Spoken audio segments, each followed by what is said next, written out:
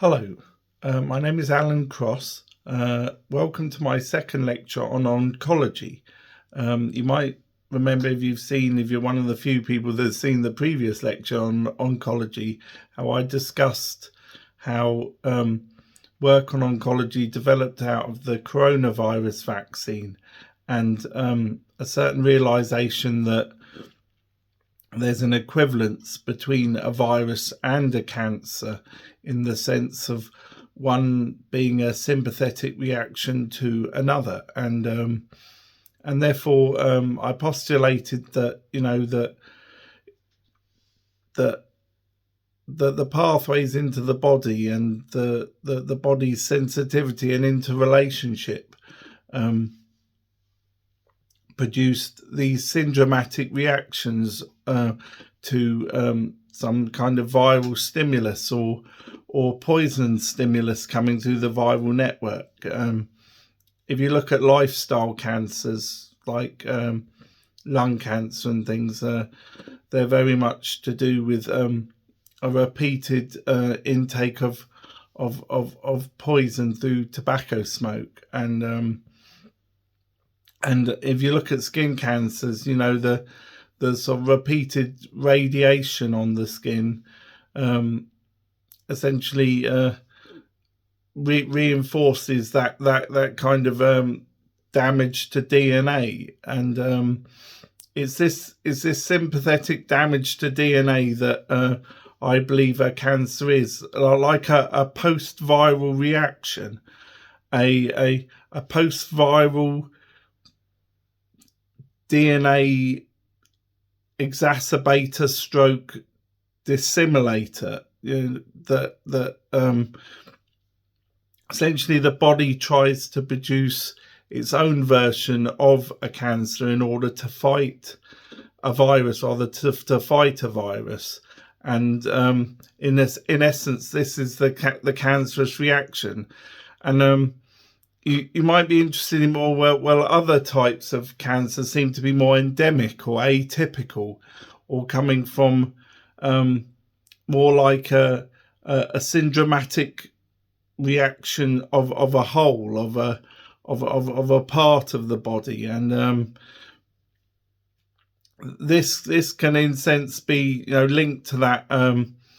kind of poison stroke viral stimulus, in that weaknesses in DNA produce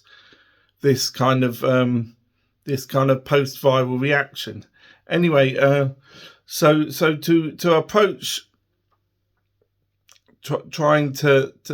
conceive of a way of treating cancer,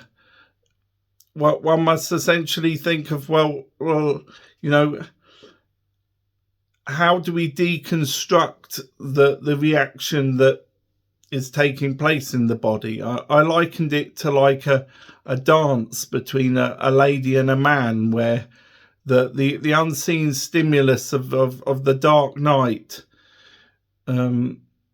creates the sympathetic dance of the body of the White Queen, and but we only see one side of the equation. We only see the destructive reaction that the body gives. And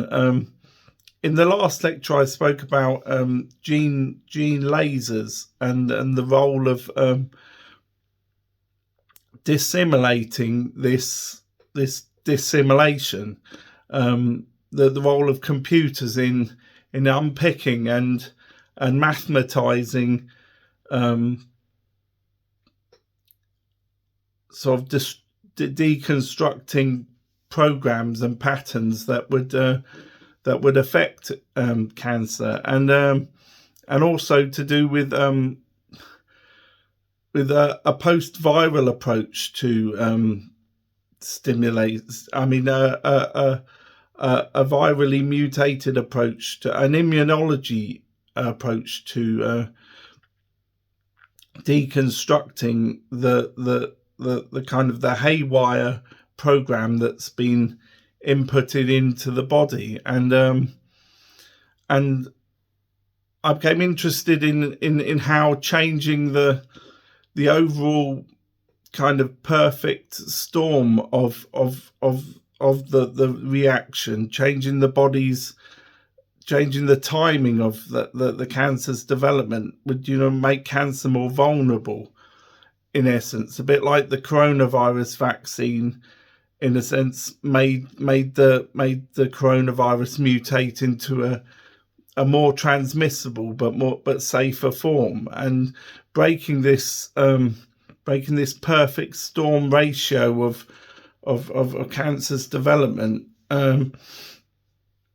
is another approach. But also we have to look at the idea of like the damage to the DNA that is caused by cancer, and especially late developing cancers, resilience and coming back, and that's why it reminds me very strongly of a post-viral kind of latency in the damage to the DNA and so forth. Whether it's a topical solution is also to do with one has to think of, well, what if one's deconstructing something, you need to protect the body in some sense with some kind of immunology topology on top of it, in order to for either the laser or the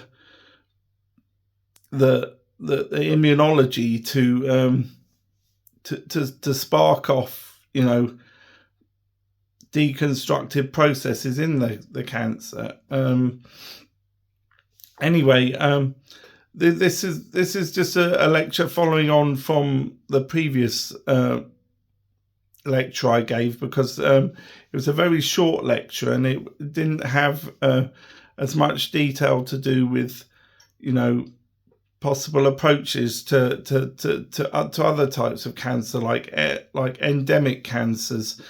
where it seems to be like the biological system that is kind of become riddled, if you like, a bit like a tree would be riddled with like mold or something, and